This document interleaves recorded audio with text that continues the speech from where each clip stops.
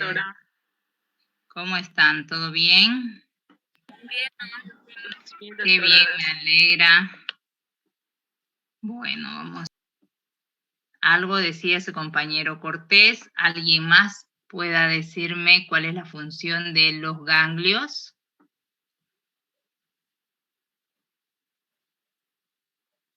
¿Para qué sirven? ¿Por qué están en el organismo? Doctora, Sí. sirven para combatir las infecciones. Infecciones, ¿qué tipo de infecciones y cómo combaten esas infecciones? A ver, ya estamos en séptimo semestre.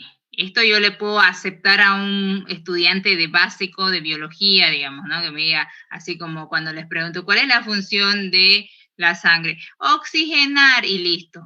No, ya ustedes han llevado toda la parte de fisiología, de las patologías y todo. Esta es la última patología que llevan.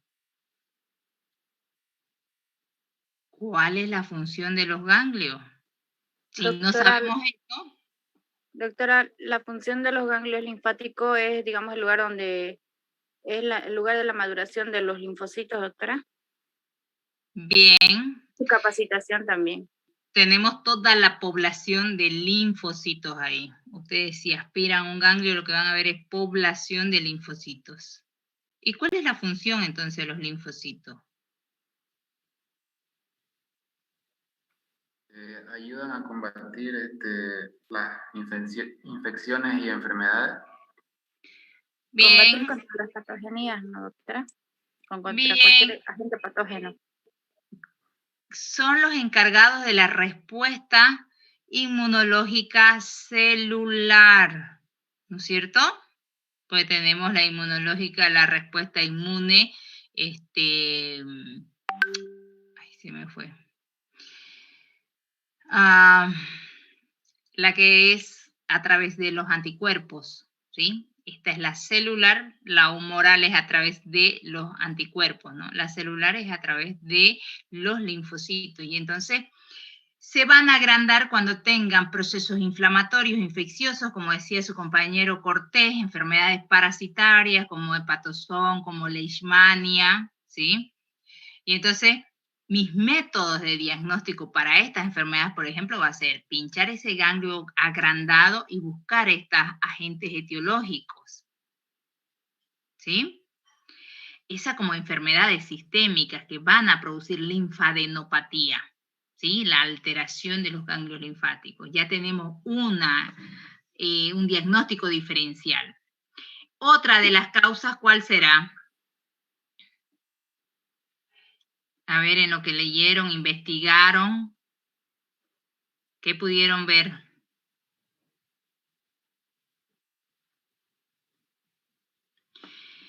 Los ganglios se encargan de drenar toda la parte linfática que sobra de lo que es la circulación, de la filtración de las arterias y la reabsorción a nivel venoso. Lo que queda se va por la parte linfática.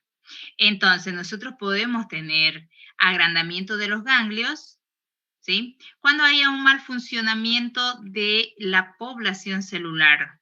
Estamos hablando, por ejemplo, podría tener una alteración de formación, mala formación o aumento en la formación de estas células como causa primaria de una neoplasia, ¿sí? Los linfomas se dan en este órgano.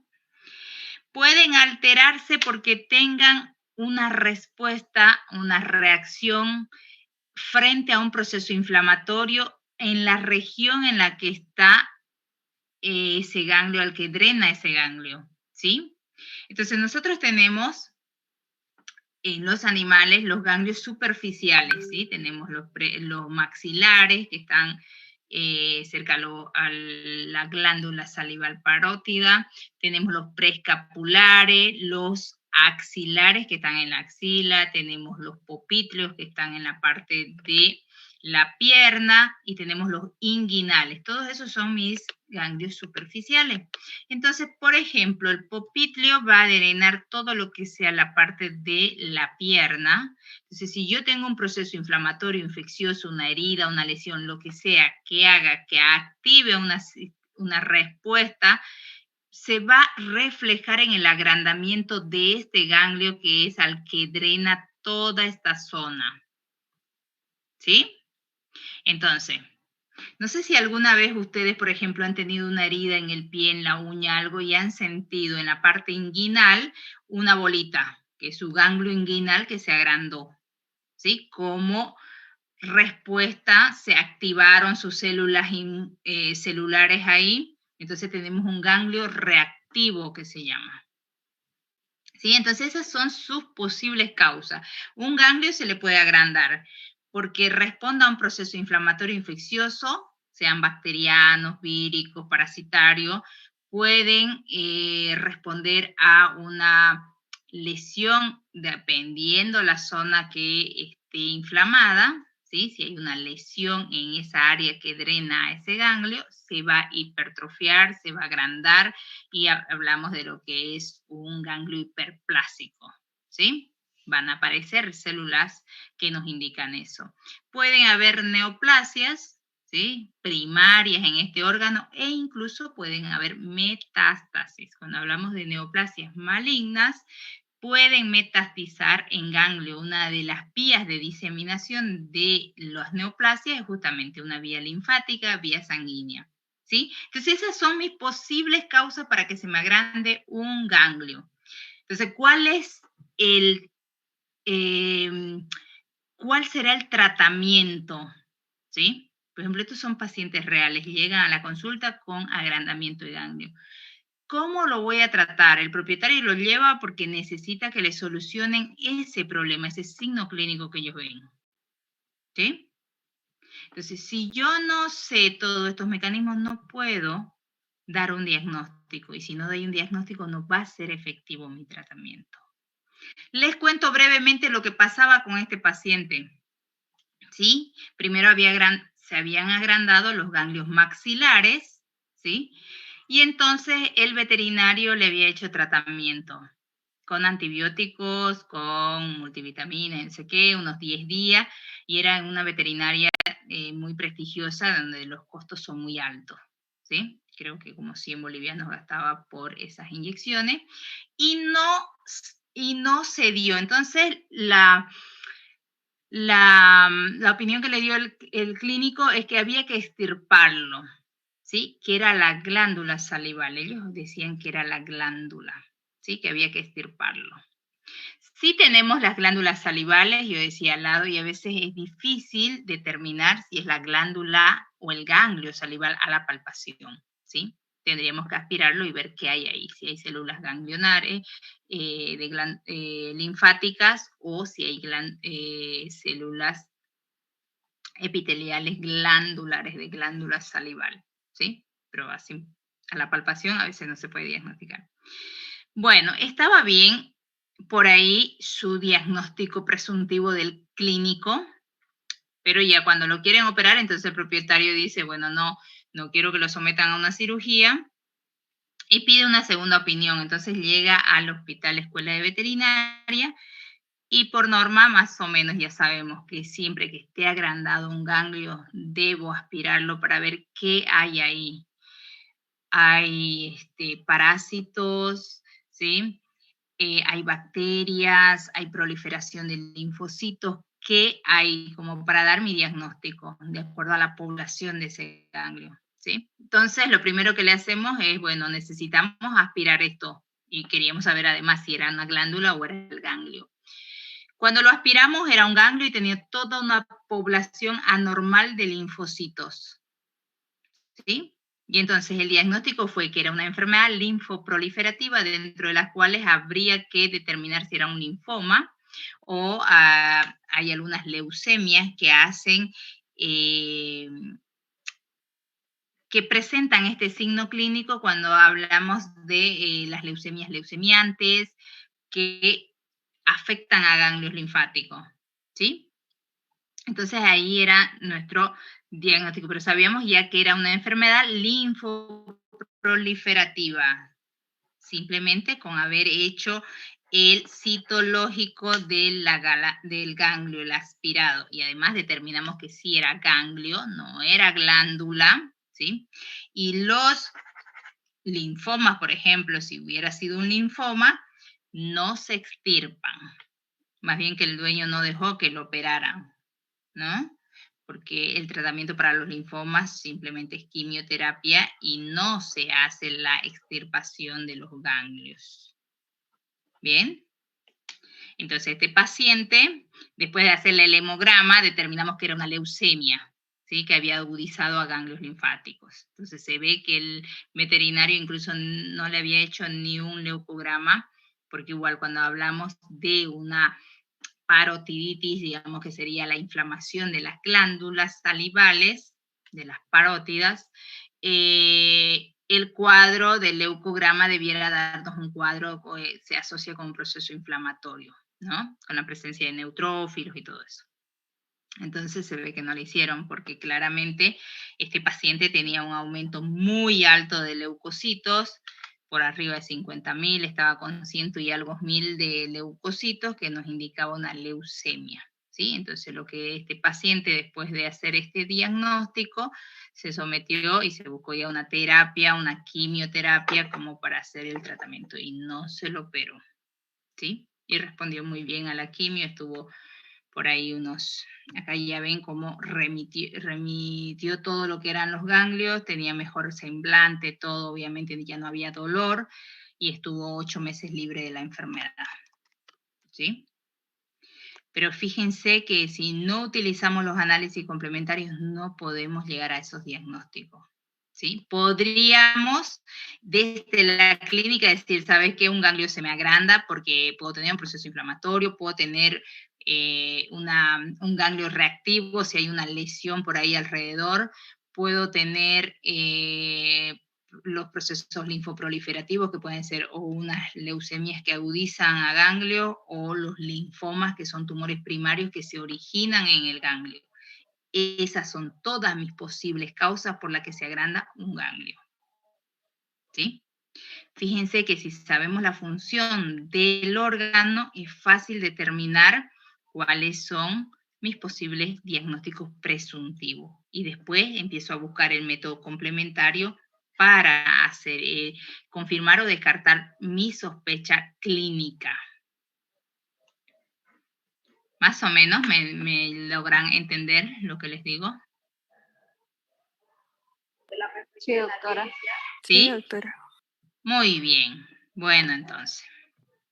Acá teníamos otro paciente que tenía toda la cara edematizada. Estos son pacientes que nos llegan al hospital, ¿sí? No sé si logran ver aquí la carita toda edematizada. Este paciente venía del campo, de la guardia, si no me equivoco. Bueno, y lo llevaron a una veterinaria cerca ahí.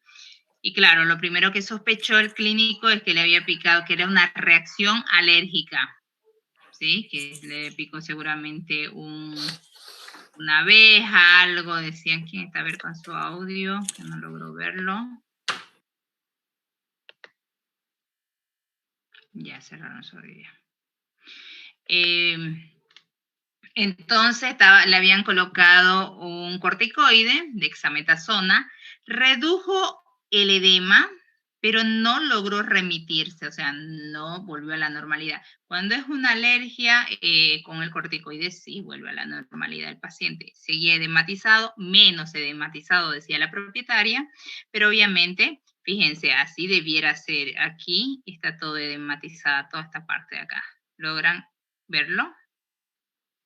¿Logran identificarlo? Fíjense acá. Miren todo el labio ahora desinflamado y acá cuando estaba edematizado así, ¿sí? Entonces, imagínense, a veces, ¿cuál es el criterio del clínico? Ah, no, sí es una alergia, está en el campo, hay probabilidad de que le haya picado una abeja, lo que sea, que hizo una reacción, una hormiga, lo que sea. Bien, vuelven a colocarle otro corticoide, ¿sí? Y no cede, y siguen, digo yo. A ver, si estoy haciendo una terapia y no veo resultados, ¿por qué insistimos en lo mismo? ¿Por qué no plantearse otras causas y buscar otras terapias? ¿Sí? O sea, si hago lo mismo, no puedo esperar un resultado diferente. ¿Sí? Bien, entonces lo que se hizo aquí, querían que haga un citológico. Aquí en los edemas no se hace citológico porque no voy a encontrar nada de célula, ¿sí? Y entonces, ¿qué es lo que tratamos de hacer? De revisar bien al paciente, y cuando empezamos a ver tenía unas pequeñas ampollitas en la cara interna de la oreja, ¿sí? Entonces dijimos, bueno, sí, de estas ampollas sí se puede hacer el citológico y veamos qué hay. Dentro de nuestros diagnósticos diferenciales obviamente estaba o es una picadura, pero nos llamaba la atención el por qué no había cedido, y la otra alguna autoinmune.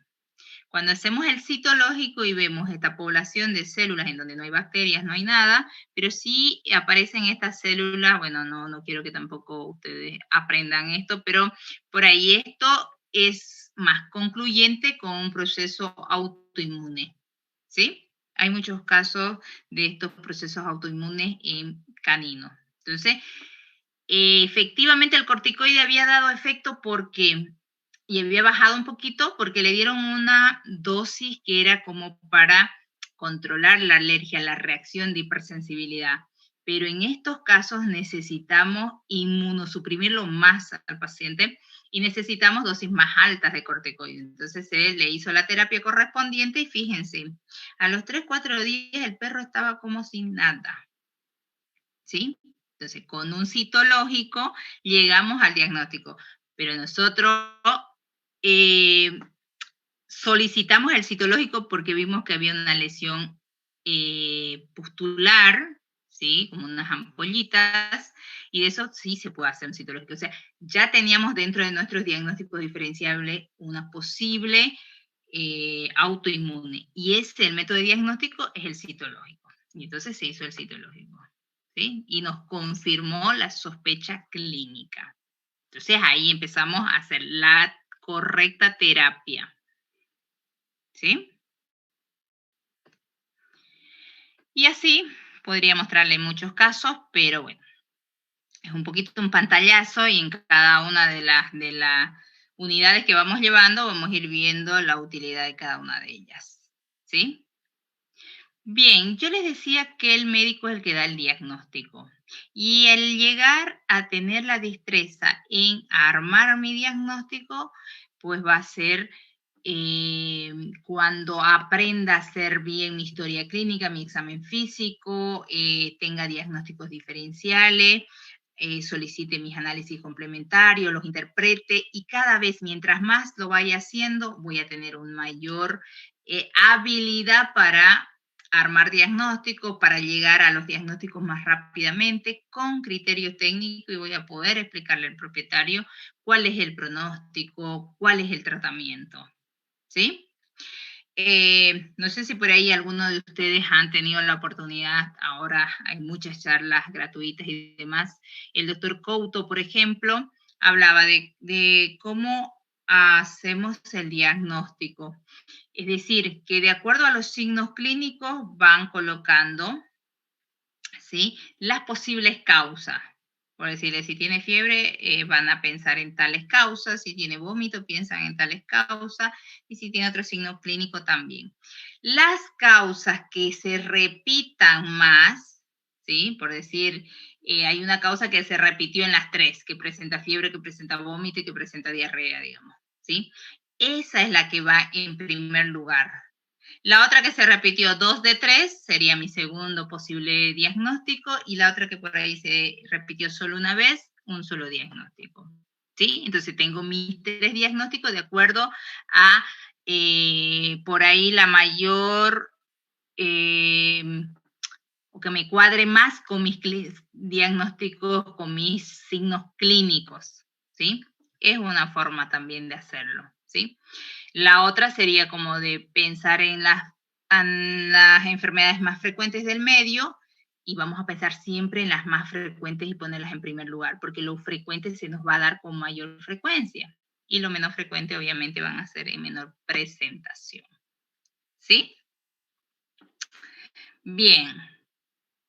Entonces debemos ir practicando cada vez. Ustedes van a ver que al inicio por ahí hematología les va a costar un poquito hacer la interpretación, pero después una vez que interpretan, al final de la unidad van a tener mucho más destreza y les va a ser mucho más fácil interpretar. ¿Sí? Bien, los factores que pueden influir en los resultados del laboratorio, esto es muy importante, ¿sí? Porque a la hora de interpretar yo tengo que relacionarlo con la calidad de la muestra. Nosotros los patólogos decimos que el resultado para que sea más confiable depende de la calidad de la muestra. Si una muestra me llegó de mala calidad, obviamente que el resultado va a ser malo, ¿sí? Si tengo una prueba que necesitaba, por decirle, solo 1 hora que se puede refrigerar, me la refrigeraron 10 horas, se bajaron los niveles, eso cuando me da el resultado normal.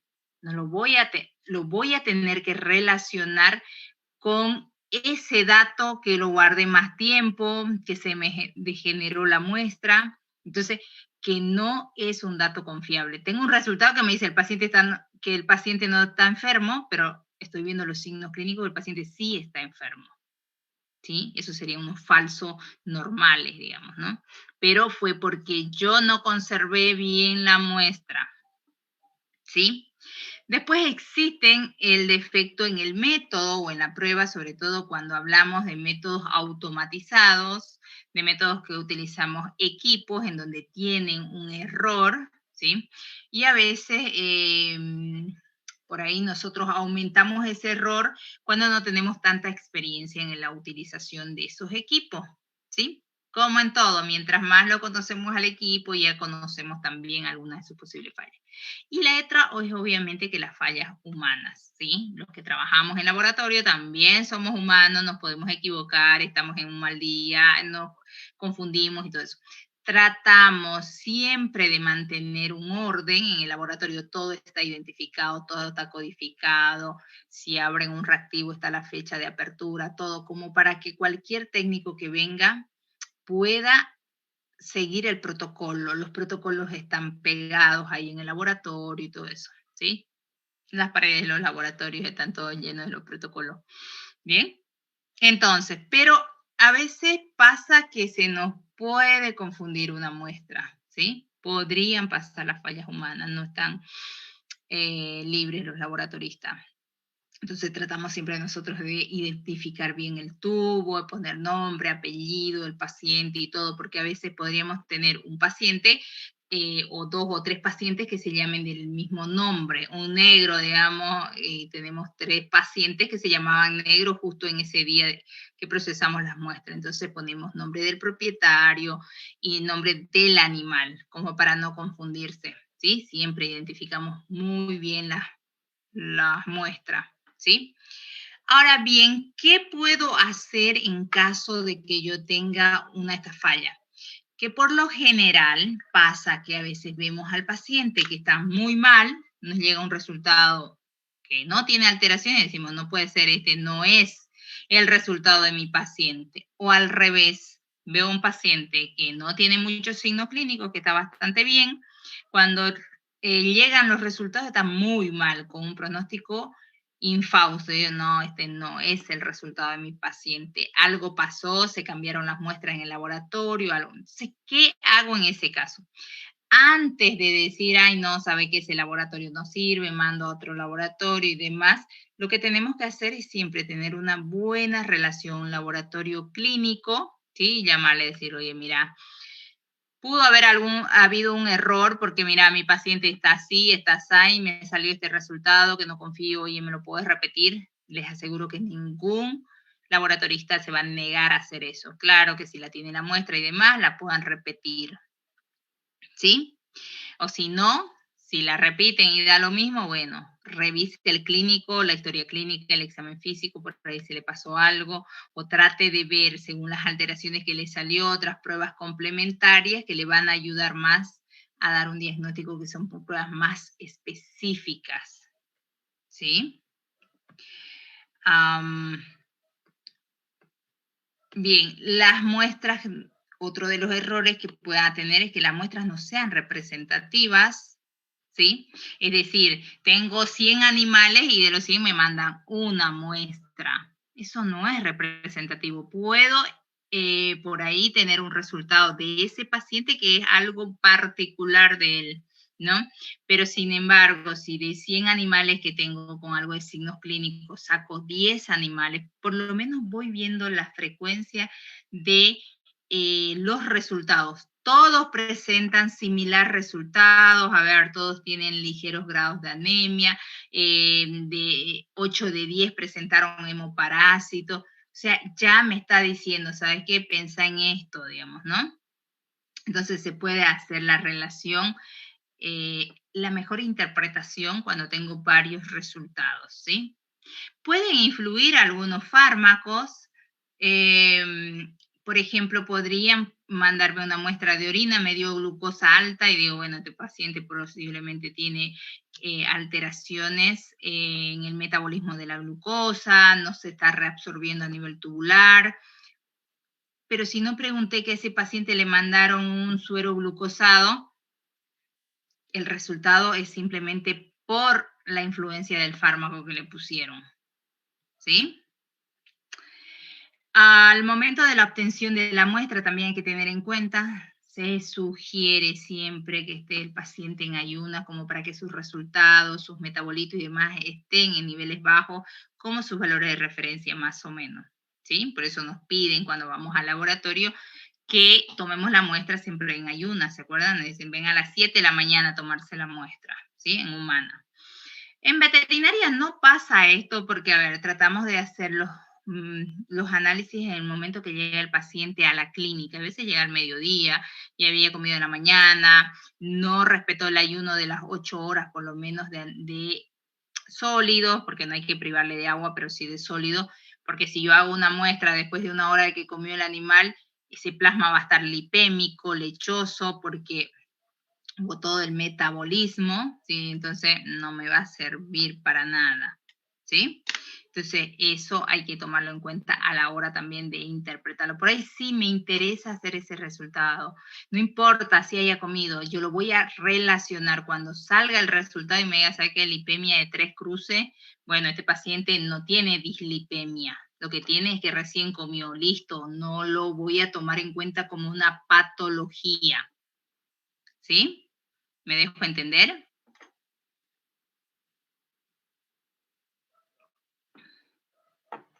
Ese es un sí o un no.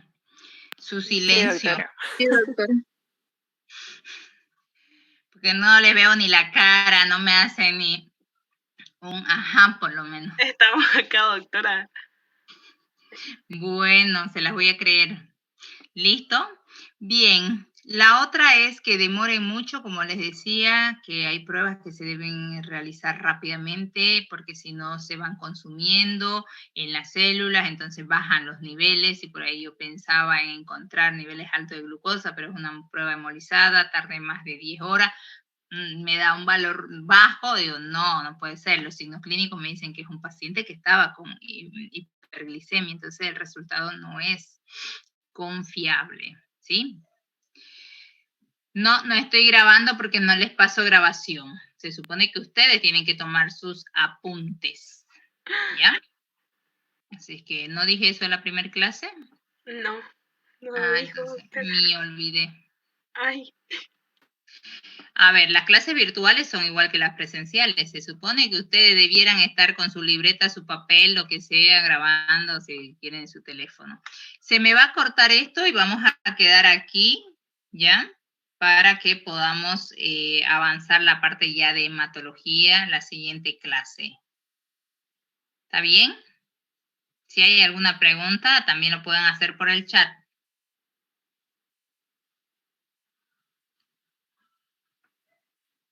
ok, doctora, muchas gracias. Está bien, doctora. Está bien, doctora. Está bien, doctora. Ok, listo, nos vemos el día lunes entonces, 7:45. Doctora, una pregunta antes de que se corte esto. ¿Vamos a tener otras prácticas presenciales? Según hay una normativa que